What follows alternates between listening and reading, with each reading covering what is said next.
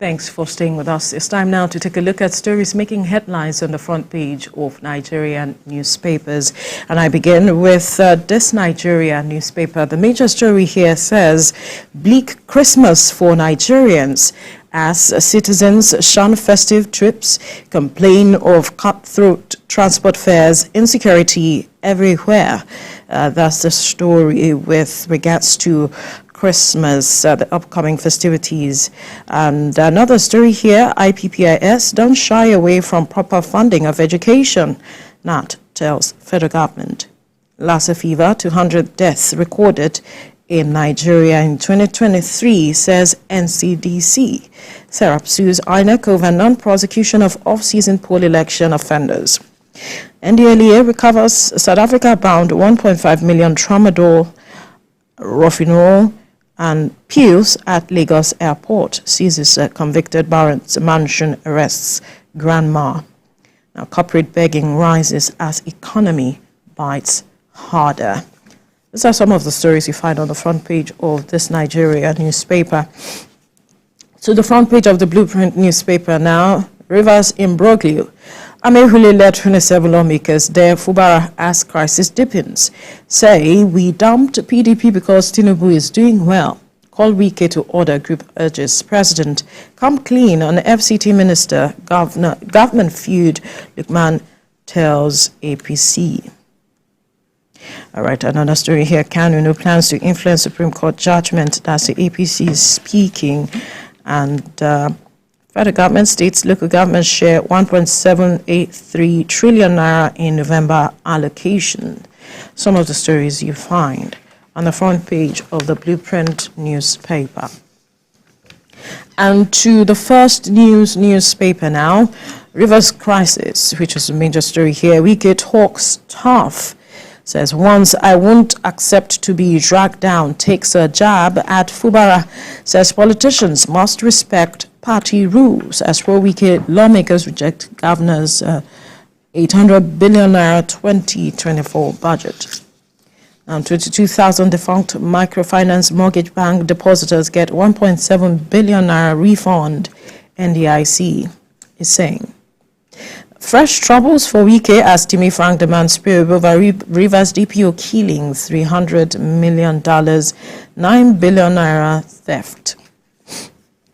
And another story here, scavenger runs amok, snatches inspector's rifle, kills one, injures many. Some of the stories you find on the front page of the First News newspaper. And to the Nation newspaper now, Lalong resigns from Federal Executive Council. Former Labour and Employment Minister opts to take Plateau's South Senate seat.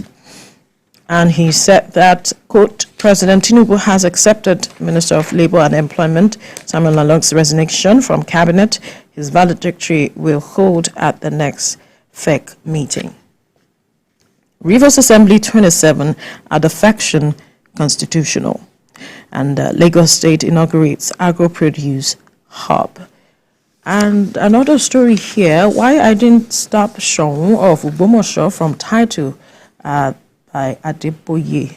Nigerian is President, Cambridge Varsity College. Death in the water, fears anguish over boreholes. Some of the stories you find on the front page of the Nation newspaper. To the Nigerian Tribune now. The major story here says Nigeria losing billions of revenue to free trade zone operators, customs. Nigeria losing billions of revenue to free trade zone operators, customs is saying this. And another story here says inflation, federal government seeks repatriation of proceeds from oil and gas to bring stability to foreign exchange pricing regime.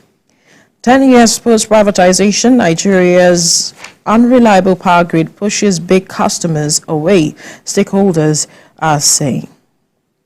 Now, NPA uncovers fake seaport e-collab syndicate at MPS Brigade. There is no credible opposition in Nigeria, APC National Secretary is saying.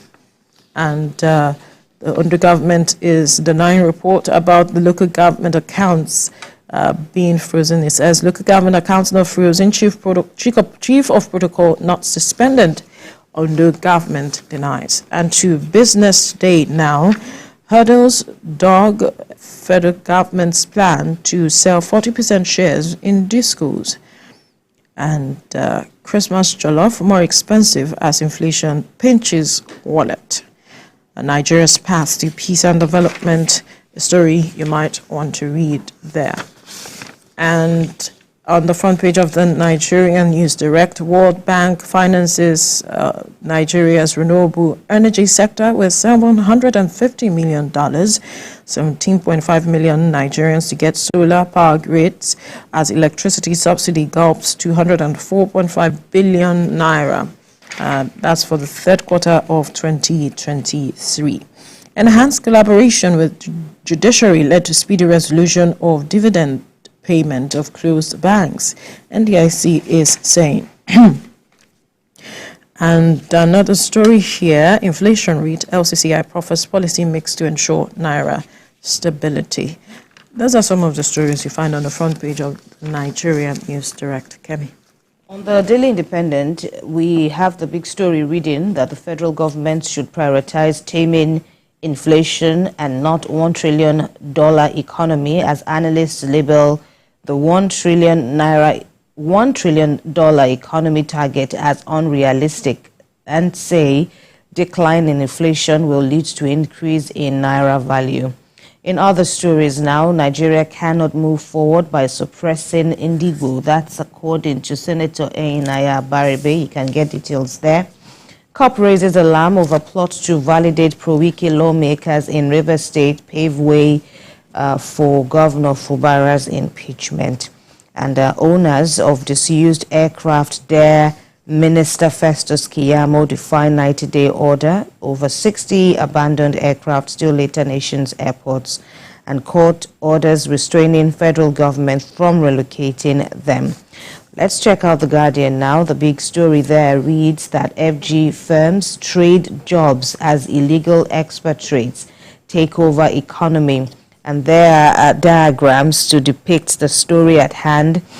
Some riders going on to say that 13,800 plus foreigners were issued expatriate quota permits, while more than 1,100 business permits were given to foreign companies. There's a host of some other information there that you might want to check out.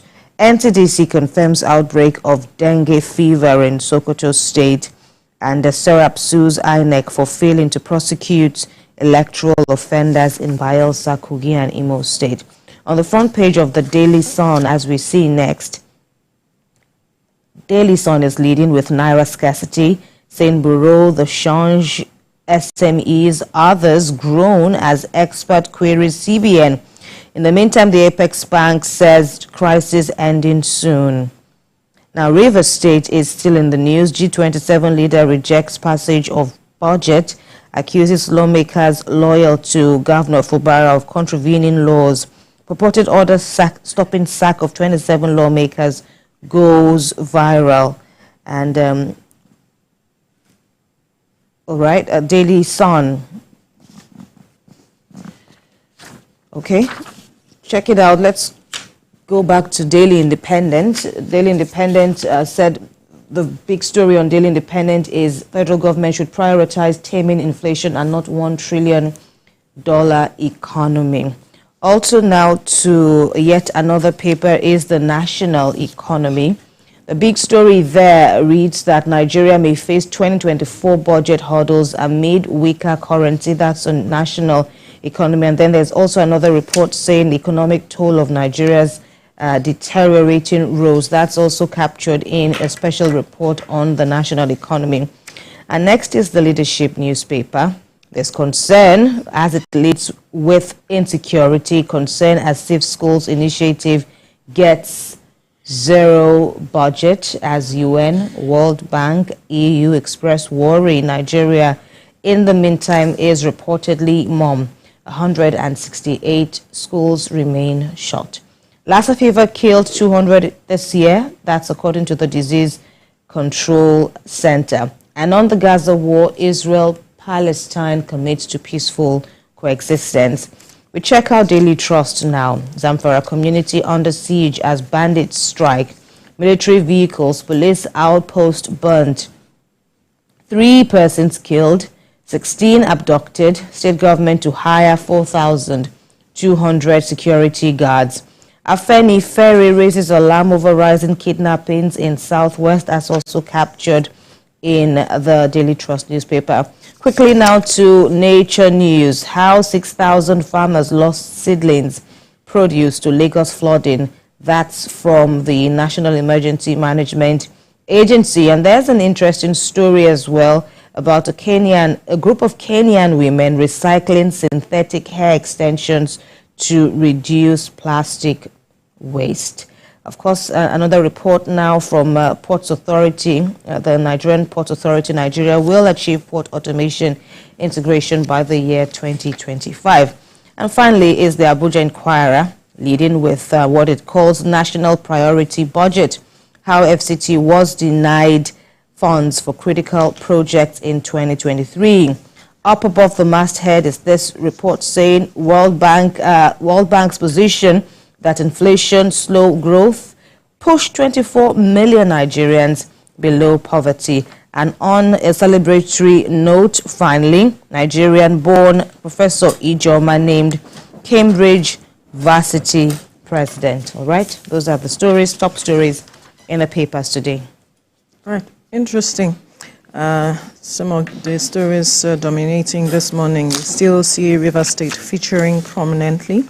And also the matter of counting down to Christmas, how it has been said that some families, it might just be a bleak Christmas for some families as a result of the hike in price of goods and services. In fact, one paper said that the cost of jollof right now is quite on the high side, and you know how Nigerians are with their jollof rice, and the battle of who owns the best jollof might just be waning at this point. Now that it's quite difficult for some persons to be able to get that done. But kudos to Professor Ijoma, who was named. What was that again? Something for Cambridge University? President of the Cambridge University. Yes, right. Some good news there. But one concerning story is the dengue fever that you mentioned from one of your papers there in Zamfara State. We are still battling with Lassa fever. We are still battling with so many health issues. Dengue now resurfacing, and the state of our health sector. Deadly. It's quite worrisome. And of course, Lassa fever, as you mentioned, is also, both of them. Diphtheria is also there. Diphtheria is there, and the concerning part, or one of the aspects of this health concerns are that they are all deadly. And of course, help is urgent help, timely help is always the crux of the matter. How quickly they can know their status and get the needed help. And for some of these Nigerians, the indices are not exactly on their side when you look at their ranking in the society and all of that. It just, of course, stresses the need for our health authorities to do the needful. Of course, we know there's a state of emergency kind of in the health sector. Yes. And there's also talk about the NMA giving government a number of days ultimatum now to bring needed restorative mechanisms to the sector. And of course, we know what that means. There could be the possibility of yet another strike by the doctors and other, professionals in the health sector.